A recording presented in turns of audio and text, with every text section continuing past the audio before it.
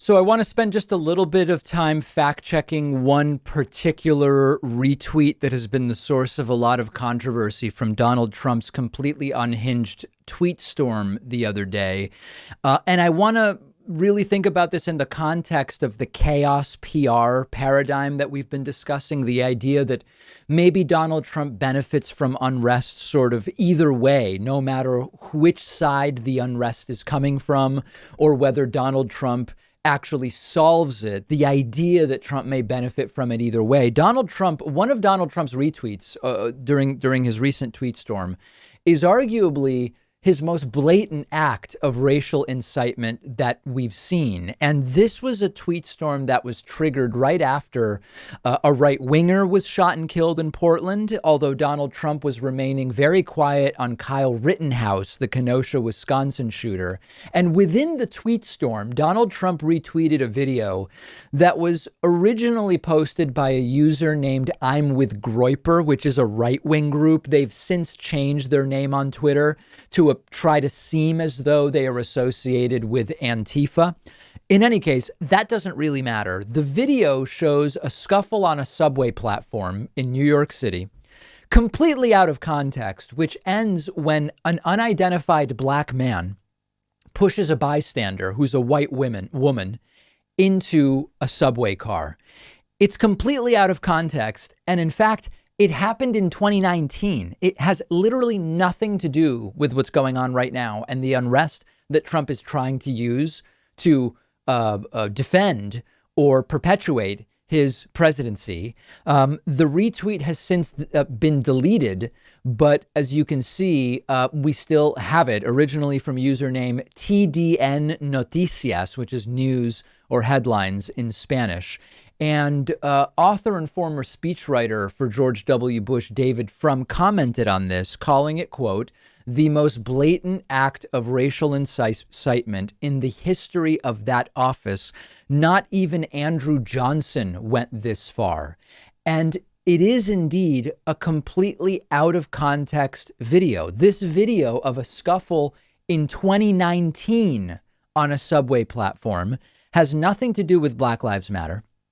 It has nothing to do with the protests that are going on.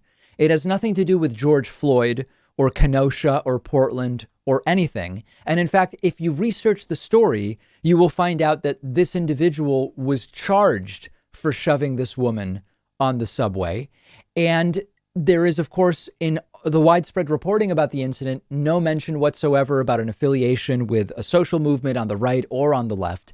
But this is a perfect example of how any random video, any random incident, any random event, even a picture, is repurposed by white nationalists, and the president then ends up boosting it. Now, did Trump fall for it? Was Trump tricked here?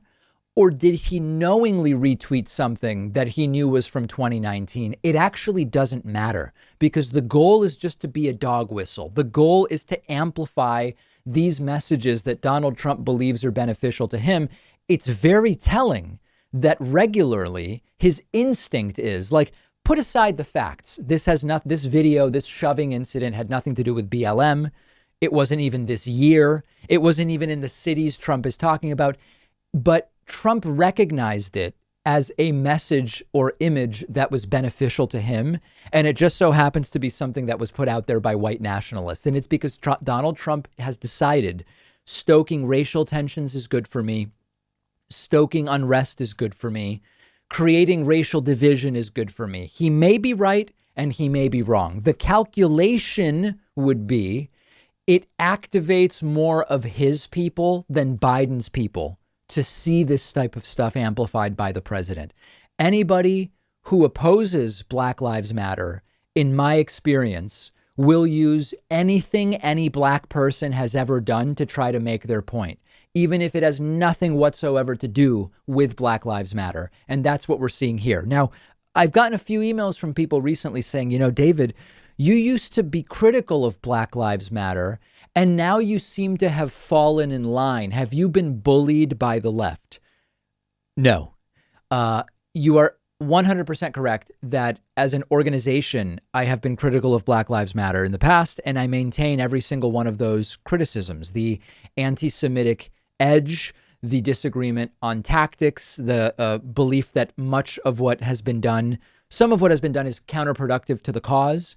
But I am not going to fall into the criticisms that are wildly racist from the right about Black Lives Matter. And more importantly, the primary message of Black Lives Matter is one that I agree with. It's a disagreement on tactics and on certain elements of it. But the difference is my criticisms of BLM are based on things that have actually happened, not random videos from 2019 that have absolutely nothing to do whatsoever with Black Lives Matter or anything that's being discussed right now.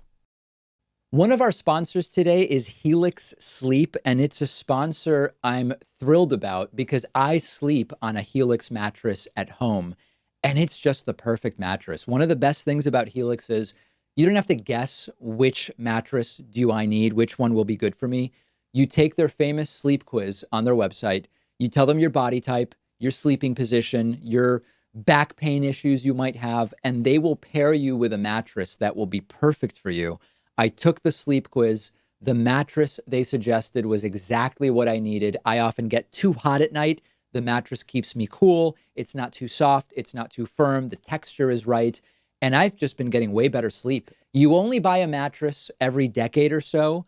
Don't get stuck with something that's not perfect for you. And all Helix mattresses come with a 10-year warranty, and they'll even come to your house and pick it up within 100 days if you don't love it.